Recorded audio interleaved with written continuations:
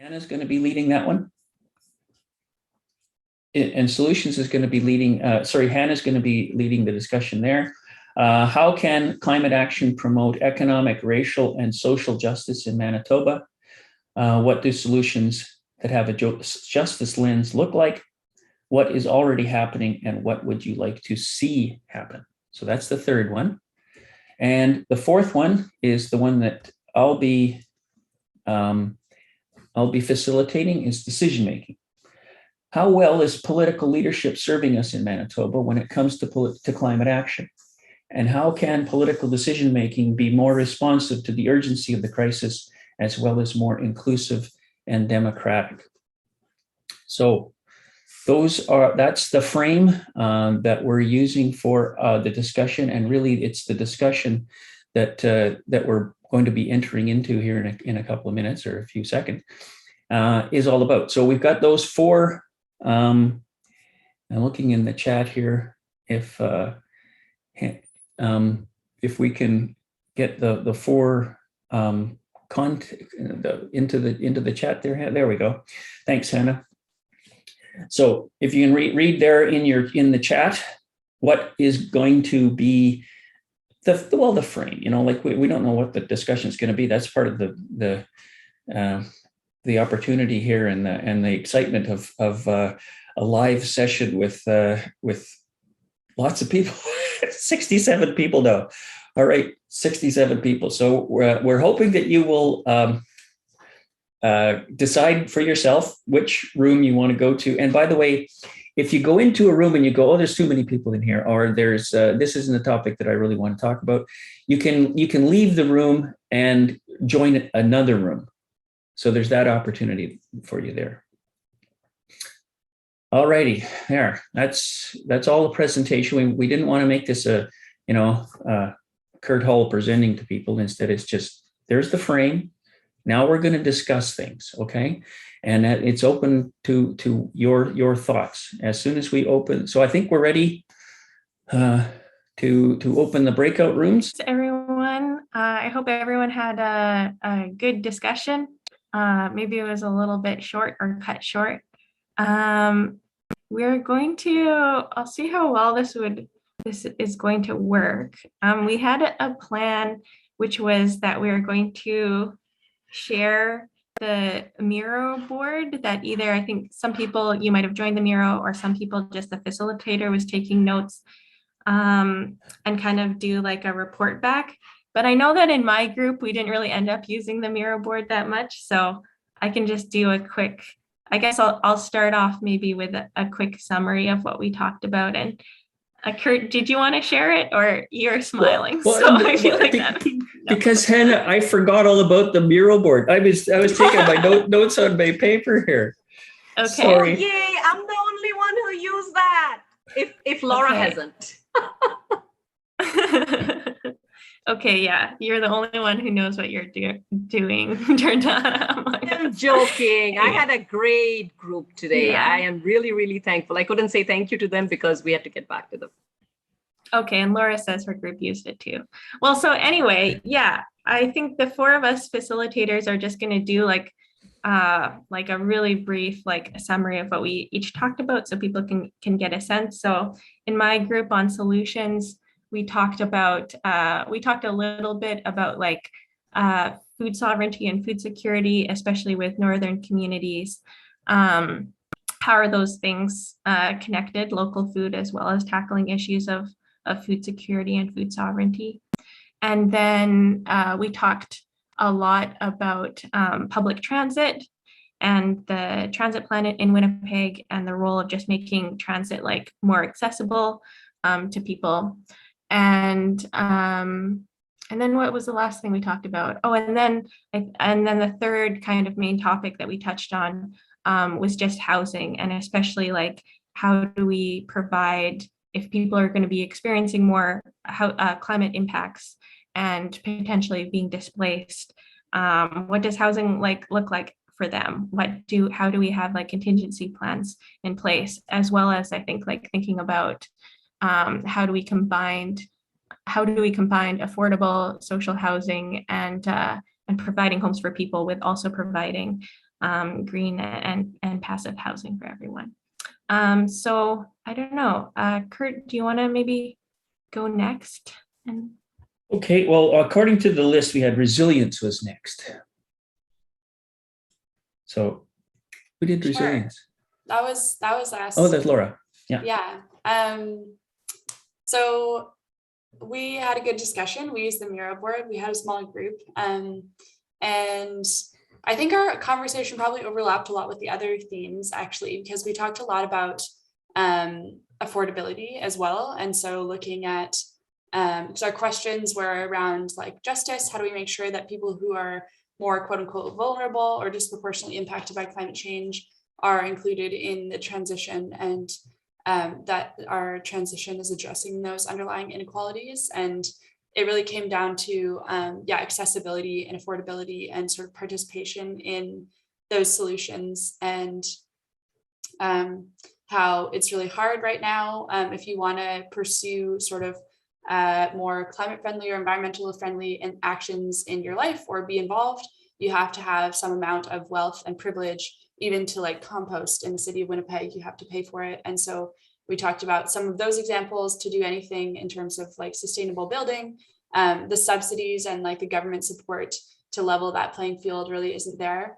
And those are some of the big pieces, as well as access to information on solutions that there's really a lot of barriers that came up in our conversation in order for people to be part of the solutions in these ways. Someone pointed out that this feeling that like Manitoba is really behind in these conversations compared to other provinces in Canada and other regions. And then we had a good conversation just at the end. We kind of got cut off about incentives. What should incentives be in order for people to act? So how do we kind of level that playing field, and what should, if governments are going to try to incentivize actions and create policy change, what should those incentives look like? Yeah. Thanks, Laura. Dardana? Yeah, we had a great conversation, and I would echo the most important thing that came out over and over again is the policy change and how the rich corporations and rich people should pay, and we shouldn't give them tax benefits because they're the one who's causing a lot of issues and not taking actions. And also one point that came was very important is that the communities where they don't have fresh drinking water, and if we're shaking that, don't use single-use plastic or don't use these things, because meeting those basic needs is way more important than talking about climate actions for those communities. And some of the voices that went to the social justice topic that Hannah has covered about how those voices, especially for the rural Indigenous communities, those voices are not considered in the climate conversation, and how people can be included, racialized, marginalized communities. And one of the example, I think Career Track is the organization that Allison was talking about. I don't see her to be here, that how her organization, they work with 1,000 youth and they use biodegradable bottles so that kids can use it, reuse it, and the funders were okay with that. So if people are, and that's an NGO, right? So if people, funders are more conscious about the choices and the funding that they're giving to organizations, and the most important thing that came is that for the affordability is that the willingness is there, but how can we make these things happen? And how can farmers be given subsidies? And there was some conversation about transportation and how affordability, because if we are subsidizing roads and transportation and then people going by car, it's easier and cheaper for them to go by car than taking other options. So even bike roads, bike paths, like all those affordability so that people can go through active transportation. So that was a great group, and I'm very, very thankful to be brainstorming with this amazing group. Thanks. Thanks, Dardana. So the last of the four was my group, decision making, and we had some really good ideas put forward in our group about how, in order to get the policymakers to take action, it starts with individuals sort of pushing them in that direction, making sure that we motivate them to take the right action. and individual motivations or motivations to action are very individual. Whether that's that's what's brought forward. The need for communication between the different levels of government to work together, and to communicate with the public as well. The importance of agriculture and how agricultural producers are really walking the razor's edge in their ability to stay in business, because the large multinational corporations have forced them into that situation. That this doesn't allow them to experiment with organic agriculture and things like that. A very important point about how the money equals a loud voice, and how big oil has got an especially loud voice. And so I think a key thing that came out was how the importance of getting people to truly be behind the effort required to do the solutions, but it's not up to them to pay for it. It's not up to them it's not up to all of the homeowners in the group here to put in geothermal in their yard and pay for it. Instead, what we're talking about is a system change that needs to be driven by government, and taken on. I mentioned this during the session, was this book, A Good War. If you have not seen it, I recommend it, by Seth Klein, because he talks about how the effort required for the climate crisis is similar to what Canada already did in 1939 to 45. In order to beat fascism in World War II, the government took real leadership, and the people got behind it because they all understood that they were all in it together. And that's what I'm getting at, is that people aren't going to, the expectation for individuals to pay for the solution here is wrong. It needs to be a policy of our society, a policy that our government funds and moves us forward on. And the last point that was brought forward was related to jobs, and specifically about jobs in northern and remote communities, and how the fact of life is that those communities are resource dependent. In order to get a job, they have to basically work in a resource industry. And I think the point was, it's not so much what they do, but how they do it. And there are ways to do things sustainably and responsibly. So there was more things said, but that in the interest of time, I think that's all I've got. That's fantastic. Thank you so much to Jordana, to Kurt, to Hannah and Laura, not only for this session, but for your commitment and passion for climate change and solutions in general. It's really important work, and we're glad that you're doing it here in Manitoba. We want to know now what action you're going to take as a result of this session. Like, will you reach out to someone to get involved? Like, will you learn more, follow up, sign petitions? One person in our group suggested we should get sort of like a CEO sleep out, but for taking the bus, we get CEOs to take the bus and document it and put pressure on the city to increase funding to make it a better service. Anything like that. There's a Menti. It's a similar idea to Miro, where it's a shared, where's my chat? Shared ideas board, where you can put in your actions and your thoughts. Here, I just put it in the chat to go to menti.com and use the code 66814796 and put in what action you're going to be taking today on this subject.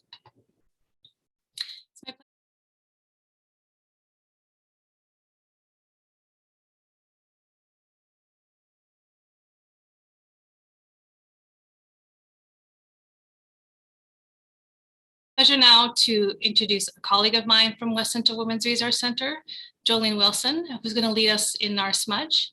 Thank you so much for being here, Jojo, and over to you. Anin bonjour, tante wishte. My name is Jojo. My spirit name is Miskeo Mikasikwe, Gimiwan Gugoko, Maingon Tutem, Winnipeg, Junji. And what I said there was, I'm Red Eagle Woman, Raining Owl, and I'm from the Wolf Clan, and I live right here in Winnipeg. So let's have a smudge together this morning and clear our minds. So for sage, our matches.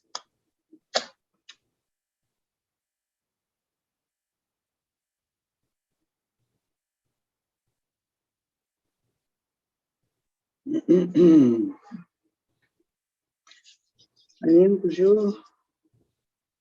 Good morning, Creator. We're here this morning to give thanks for life, for all life, Creator, for the winged and the finned, for the four-legged, and of course us, the two-legged, for the trees and the sky, and the grass, and the vegetation, and the hands that harvest and grow them and care for them, Creator. Bless those hands. We give thanks for the flyers and for the pollinators, Creator. Thank you, miigwech, miigwech. We give thanks for the moon and the stars, and especially the water, Creator. We give thanks for this water, Creator. Creator, we come together this morning in a good way and ask that you help us to walk with these challenges and find solutions as we sit together and brainstorm, Creator. All of these fabulous minds, these change makers, these shakers and doers, Creator, come together to bounce ideas off each other and to find solutions to some of our most desperate problems, Creator. Help them to think clearly and to be good listeners, Creator. We'd like to thank you for the opportunity, Creator, miigwech, miigwech, miigwech, for being here and being together and being able to do this work together.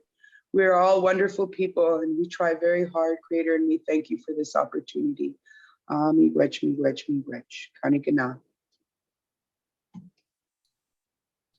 Miigwech, Jojo. Thank you so much.